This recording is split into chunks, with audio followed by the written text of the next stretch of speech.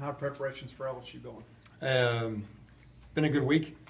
It's been the transition from game 1 to game 2. You always expect to make a jump. There's just that natural first game mistakes that you're going to see and just getting used to game tempo. So it's partly about getting ready for LSU. It's partly about getting better at being us. And I think our guys have had a good attitude, and I think we're still ways to go, but we've made good progress so far. What did you like from your guys in the first game primarily? Well, the thing that stands out is just the resiliency. I mean, I've never seen a first quarter like that. There were so many self-inflicted wounds. The first drive of the game, it's going to be 3 and out, but we line up off sides. Okay, that allows them to get the first down, but we drive and we stop on 4th down. We're sitting on the bench getting ready to score a touchdown. We fumble the ball in the end zone. We go out there, we 3 and out them. Great answer to a sudden change. We come back and sit down. We fumble the punt. We go right back out there. We 3 and out them and make them kick a field goal. We run the kickoff back, so we go right back out there. And that's the one they got us, you know what I mean? And then whether it's the mental fatigue, the mental stress, all right, we'll give a touchdown. They onside kick and get it. We go right back out there again. So we've played, there's been almost 3 blank drives for our offense in the first quarter where it just vanished. And we go back out there and 3 and out them again. And then you end up in the second quarter, they hit the trick play on us that we know is coming. We don't make the play. And you go 4 snaps on a goal line stand. What's more amazing about that, I think it might have been our 40th through 44th plays of the game, and there was about 10 minutes left in the second quarter.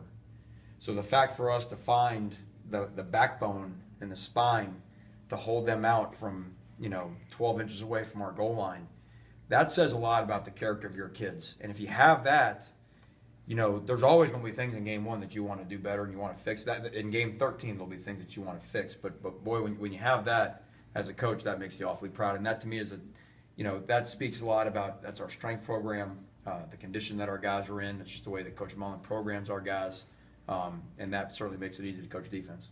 You stopped the run, and Dan said that he thought that Southern's passing game was really good and kind of got y'all in a bind a couple of times. But moving forward, how much are you concerned about the secondary?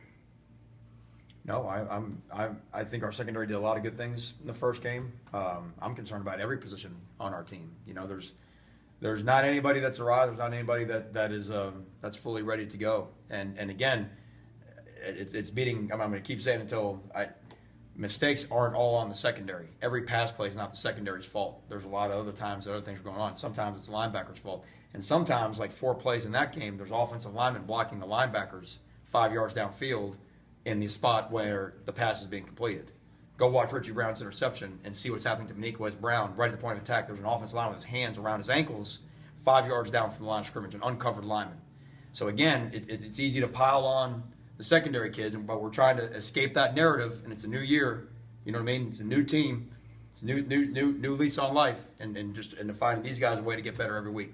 What can Tevez Calhoun add to the secondary this week rather than last week? Well, Tevez is just there's his physical skill set. His length, his speed, his ability to get hands on wide receivers and do those type of things. But then there's just his experience, his demeanor.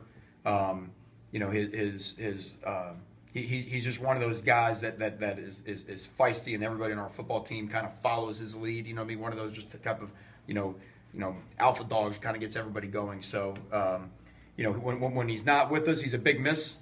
The difference between for me getting here and going through spring practice without him and Market for that matter, and then coming in the first week of 2-a-days, and all of a sudden those guys becoming your secondary, we look different. So we look forward to having potentially getting both those guys back on a full-time basis. With the limited